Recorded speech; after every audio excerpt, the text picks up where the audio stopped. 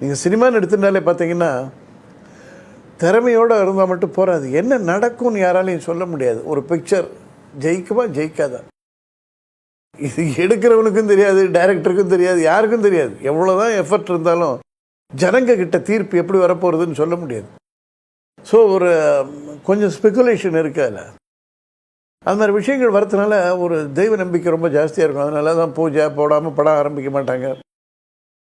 எடுத்த உடனே முதல் ஷாட்டு ஆண்டவன் காப்பாற்றுவான், இந்த மாதிரிலாம் வார்த்தை வரும். இந்த பகுத்தறிவாளர்கள் படம் எடுப்பாங்க, அவங்களுக்கு எல்லாம் ஆண்டவன் சொன்ன தப்பாச்சே, சக்ஸஸ் அப்படின்னுமா ஒத்த ஒரு ஷாட் அந்த மாதிரி ஒன்று எடுத்துப்பாங்க. எடுத்த உடனே இந்த இதில் அவங்களுக்கும் வந்து மனசுக்குள்ளே உண்டு, வெளியில் காமிச்சிக்க முடியாது, ஆண்டவன் சொல்ல முடியாது, அதனால் சக்ஸஸ் வெற்றி அப்படின்னு இந்த மாதிரிலாம் எடுத்துப்பாங்க.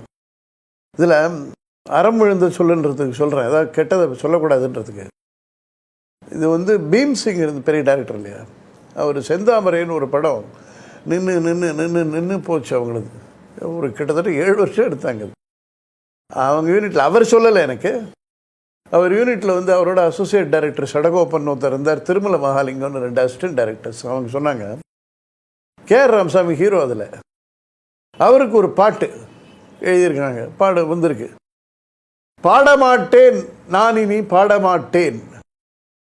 இவங்கெல்லாம் சொன்னாங்களாம் இது வேண்டாம், இந்த பாட்டு இந்த பல்லவி வேண்டாம், மாற்றுவோம், பாடமாட்டேன் நான் இனி பாடமாட்டேன். என்ன இது நனவே இல்லை, இது அறமொழிந்த சொல்லுது, கெடுதல், இது வேண்டாம் அப்படின்னு சொல்லியிருக்காங்க. அவர் என்ன சொல்லியிருக்காரு, அதெல்லாம் இல்லை, நான் பௌத்தறிவாதி, எனக்கு இதில் எல்லாம் நம்பிக்கை கிடையாது, நான் பாடுறேன், இப்படியே இருக்கட்டும் பல்லவி, பாடமாட்டேன் நான் இனி பாடமாட்டேன்னு பாடினார். அதுதான் அவர் பாடின கடைசி பாட்டான் சினிமாவில்.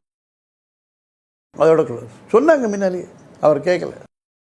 இதனால தான் அது நடந்துதா, இல்லைன்னா நிறைய பாட்டு அப்புறம் சினிமாவில் பாடியிருப்பாரான்னு கேட்கலாம். பட் இவங்க ஏற்கனவே வான் பண்ணதுக்கும் அதுக்கும் சரியாக இருந்தது. தங்கவேலு இல்லை ஆக்டர், அவருக்கு இதில் இந்த கெட்ட வார்த்தை பேசிடக்கூடாது, கெட்ட வார்த்தைன்னா நான் வல்கர் இல்லை, ஒரு அவச்சொல்ல பேசிடக்கூடாதுன்றதில் அவருக்கு ரொம்ப ஃபெய்த்து. ஒரு சினிமாவில் என்ன எல்லோரும் திட்டின்னு இருப்பாங்க, ஒரு அதிக பிரசங்கி கேரக்டர் அப்படின்றதுனால.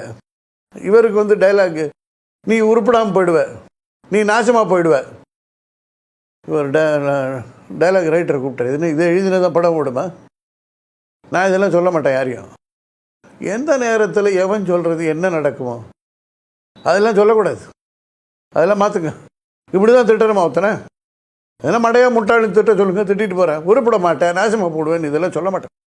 எந்த நேரத்தில் எவன் சொல்லி பலிக்கும்னு சொல்ல முடியாது அப்படின்னு இப்படியாவது பிடிப்பார். அவர் ஒரு இன்சிடென்ட் சொன்னார் எனக்கு. அப்போ என்எஸ்கே பெரிய தர்மிஷ்டர்னு பேர் உண்டு.